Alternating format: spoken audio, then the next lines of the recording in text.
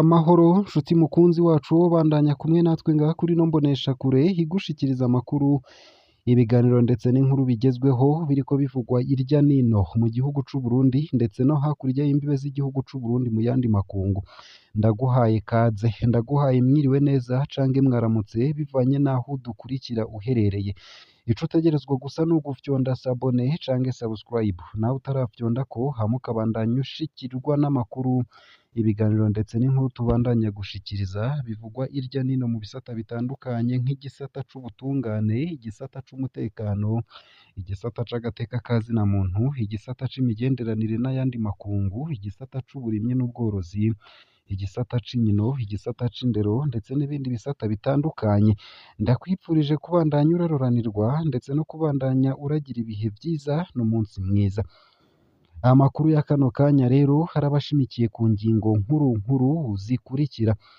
umuyobozi mwishikira mu biro vy'umunyamabanga mukuru wa leta assistant du secrétaire général du gouvernement hapfungiwe mu iperereza kuva ku wa kane uheze igenekerezo rya mbere z'ukwezi k'umunani 2024 ivyo kuri Gaspard Basigane yoba apfungiwe iki ababizi rero muradusangize ayo makuru neza na neza Gaspard Basigane ni umutama w'imyaka 71 hamaze imyaka 19 ari umuyobozi mwishikira chef de cabinet hanyuma umwunganizi asita w'umunyamabanga mukuru wa leta yakoranye na Philippe Nzobonariba arabandanya na Prosper Ntahurwamiye ubakorana na Jerome Niyonzima ku munsi wa kane uheze Gaspard Basigane yahamagawe mu iperereza hafi nk'isaha 5 z'umurango yaritavye ataco yinona ariko ntiyagarutse mu nyuma yarashoboye gutelefona muhira ngo bamuzanire imiti barayimushira kuva ubwo habiwe ntibarasubira kumubona canke kumutora ku telefone ku wa gatandatu habiwe baramushiriye impuzu ariko mu iperereza baranse kuzakira impuzu yafashwe yambaye nizo acambaye abiwe barahagaze umutima kubera batazi uwabo icapfungiwe vyinshi kuri iyo nkuru iriko iravugwa cane kuri Gaspard ni mukanye mu buryo bw'idonido ntuje kure nayo kandi imyidogo mu makamba acungera perezida Ndayishimiye ni myinshi intwazangabo 5 zirapfunzwe mu ibohero rikuru rya Mpimba 2 zo muri BSPI na 3 zo muri API amazina yazo ni Lieutenant Colonel Eric Ndikumagenge Major Barthélemy Sindaye Colonel de Police Marie Chantal Munezero Colonel de Police Christian Nyabenda Major de Police Mire niyo nkuru kuri izo ntwazangabo 5 harongera ko igisongerezi c'intwazangabo co muri BSPI abo bose bapfunzwe bazira amafaranga bahawe na perezida Mahati Idriss Deby wa Chad ahaheruka mu Burundi ivy'ukuri ni ikihe caha copfunga zino ntwazangabo biragoye rwose gutahura icaha Parquet General ya Nahangwa iriko irashira kuri bano basirikare n'abapolisi ku mutahe twasomye wimwe muri zino ntwazangabo handitse ko bakoze icaha bise complicité de détournement de biens publics ico mu ngingo y'amajana 452 y'igitabo mpanavyaha isayo gusa ayo hamwe n'ayandi ni mukanye mu buryo bw'idonido ntuje kure ico utegerezwa gusa ni ukumanuka munsi y'ino video hamugafyona imbere y'ijambo Isange TV haraba handitse ijambo sabone nabukoresha YouTube y'igifaransa canke ijambo subscribe nabukoresha YouTube y'icongereza urafyonda ko hamuba udushikirije intererano yawe yo kuja turakuronsa amakuru ibiganiro ndetse n'inkuru tubandanya gushikiriza bivugwa irya nino mu gihugu c'u Burundi ndetse no hakurya y'imbibe z'igihugu c'u Burundi mu makungu ya kure ano makuru ku buryo burambuye nonyemerere nyatangurire kuri no nkuru ivuga ko umuyobozi mwishikira mu biro vy'umunyamabanga mukuru wa leta no kuvuga assistant du secrétaire général du gouvernement hafungiwe mu iperereza kuva ku wa kane uheze igenekerezo rya mbere z'ukwezi k'umunani 2024 vyo kuri Gaspard Basigane yoba apfungiwe iki ababizi muradusangize ayo makuru neza na neza ivyo twe tumaze kumenya kuri Gaspard Basigane Gaspard Basigane ni umutama w'imyaka 71 hamaze imyaka 19 ari umuyobozi mwishikira chef de cabinet hanyuma umwunganizi ni ukuvuga assistant w'umunyamabanga mukuru wa leta yakoranye na Philippe Nzobonariba arabandanya na Prosper Nahorwamiye ubakorana na Jerome Niyonzima. Ku munsi wa kane uheze Gaspard Basigane yahamagawe mu iperereza hari nk'isaha 5 z'umurango. Yaritavye hataco yinona ariko ntiyagarutse. Mu nyuma yarashoboye gutelefona muhira ngo bamuzanire imiti barayimushira. Kuva ubwo abiwe ntibarasubira kumubona canke kumutora kw'iterefone. Ku wa gatandatu abiwe baramushiriye impuzu ariko mu iperereza baranse kuzakira. Impuzu yafashwe yambaye nizo acambaye. Abiwe barahagaze umutima kubera batazi uwabo ico apfungiwe. Ku munsi wa gatanu umunyamabanga mukuru wa leta Jerome Niyonzima na wenyene yaritavye aho mu iperereza ariko we yaratashe ntaco yabwiye umuryango wa Gaspard Basigane. Amwe mu makuru hatanguye kuvugwa nuko boba bariko babazwa ibijanye n'impusha zirungika abantu hanze, ni ukuvuga ordre de mission. Haravugwa nk'ikibazo c'abaherekeje Ombudsman Aimé Laurentine Kanyana muri Korea y'ubumanuko boba baraciye basaba ubuhungiro bigumirayo. Nta muco turaronka ujanye n'ivyo bibazo kugeza ubu ntituzi ico Gaspard Basigane ariko aragirizwa. Abaryango ba Gaspard Basigane bafise ubwoba bujanye n'amagara yiwe.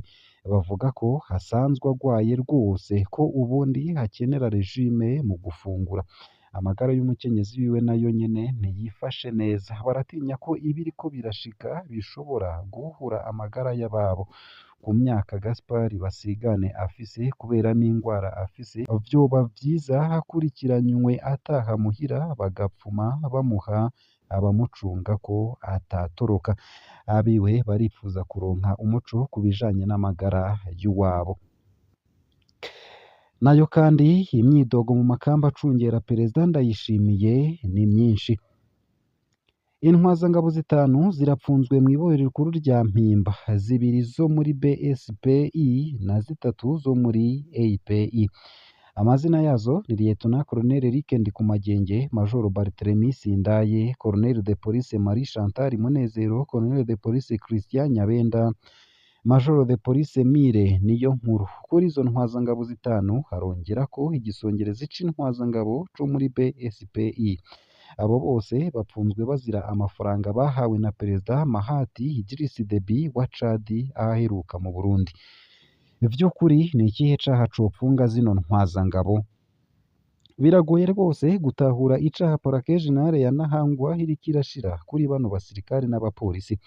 Ku mutahe twasomye wimwe muri zino ntwazangabo handitse ko bakoze icaha bise complicité de détournement des biens publics, ico mu ngingo y'amajana 452 y'igitabo mpanavyaha.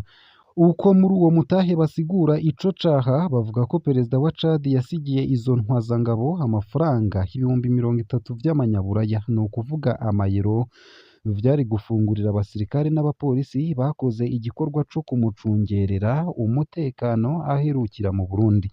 Umutahe ukaba uvuga ko ayo mafaranga yagabuwe nabi maze intwazangabo yose ihabwa 1,500 vy'amayero, igisongerezi 1,000 vy'amayero, abasoda batoya nabo bagabura 10,000 vy'amayero. Umutahe ukaba uvuga ko uko kugabura vyakozwe bitamenyeshejwe abarongoye amakambi. Ikibazo nyamukuru c'aya mafaranga nk'uko twabibwiwe n'amasoko yacu gihagaze kugutahura kudasa ku bijanye n'abo Perezida Mahati Idriss Deby yahaye ayo mafaranga.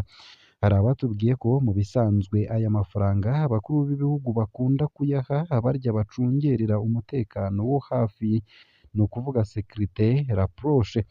Ni ukuvuga ko baba bashaka gushimira abantu baba bagumye bagendana bakabasigira agafanta.